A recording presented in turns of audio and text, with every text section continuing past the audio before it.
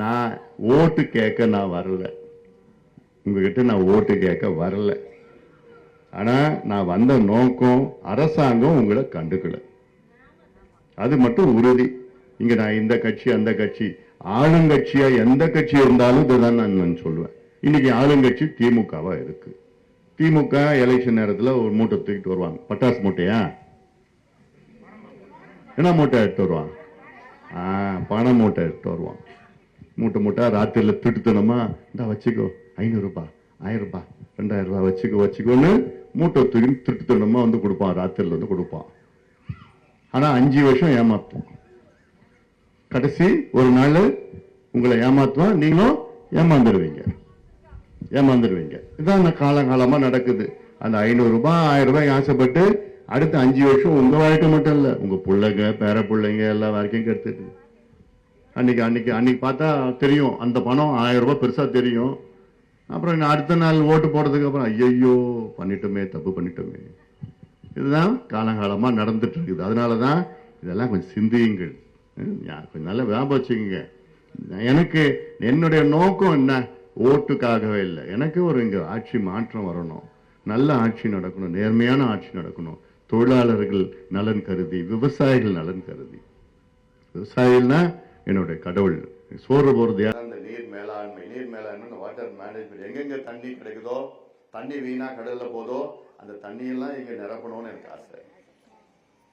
எங்கெங்க போதோ தண்ணி இருக்குது, தண்ணி இருக்குது, ஆனா உங்களுக்கு கொடுக்க மாட்டாங்க.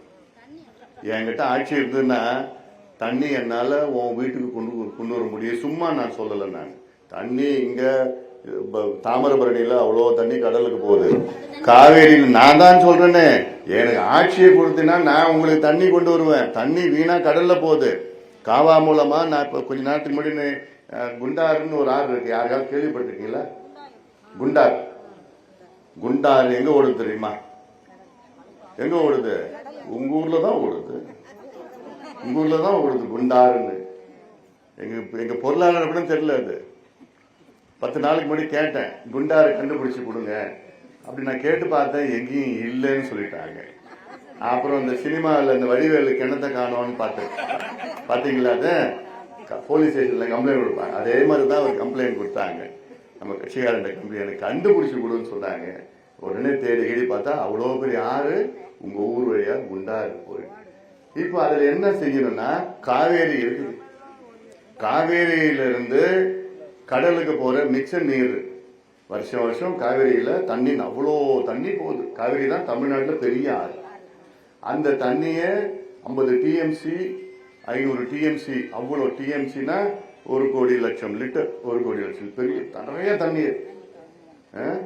இந்த தண்ணிய கடல்ல போற தண்ணி 50 டிஎம்சி போச்சுன்னா அதுல 5 டிஎம்சி 7 டிஎம்சிய வாய்க்கால் மூலமா கொண்டு வந்து வெட்டி குண்டாறுல இணைக்கிறது. இடையில 5-6 மாவட்டம் இருக்கு. புதுக்கோட்டை மாவட்டம், திருச்சி மாவட்டம், சிவகங்கை மாவட்டம், ராமநாதபுரம், விருதுநகர், கரூர். இதுல 8 வந்து இங்க குண்டாறுல இணைச்சா இங்க உங்க கிணத்துல தண்ணி இருக்கும், உங்க போர்ல தண்ணி இருக்கும், உங்க ஏரியில தண்ணி இருக்கும். இது ஒரு பக்கம். இன்னொரு பக்கம் தாமிரபரணியில தண்ணி அவ்வளோ வீணா போயிட்டு இருக்கு. அந்த வீணா போற தண்ணிய பைப் மூலியமா கொண்டு வந்து உங்க வீட்டுக்கு என்னால கொடுக்க முடியும்.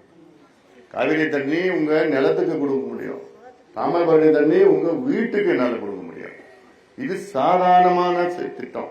இது எப்ப செஞ்சிருக்கணும்னா 50-60 வருஷத்துக்கு முன்னாடி செஞ்சிருக்கணும். ஆனா எவ்வளவு மறுபடியும் ஆட்சிக்கு வந்து உங்களை ஏமாத்தி வசனம் பேசி எலெக்ஷன் வந்ததுன்னா 500-1000. முன்னெல்லாம் 5 ரூபாய் கொடுத்தாங்க. எப்போ 1967 62ல 5 ரூபாய். அப்புறம் அடுத்த தேர்தலில் 10 ரூபாய். அப்புறம் 15, 20, 50 ஆச்சு, 100 ஆச்சு, 500 ஆச்சு. இன்னைக்கு எவ்வளோ? 1000 ரூபாய்.